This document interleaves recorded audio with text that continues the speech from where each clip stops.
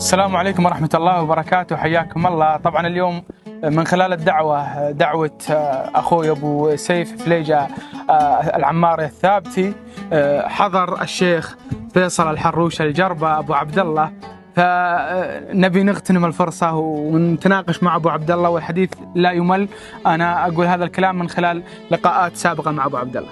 أبو عبد الله، أنا لاحظت وكل شمر ربعك لاحظوا نشاطك ووقفاتك اللي هي من دون منصب سياسي، لك مواقف عدة مع أبناء قبيلتك.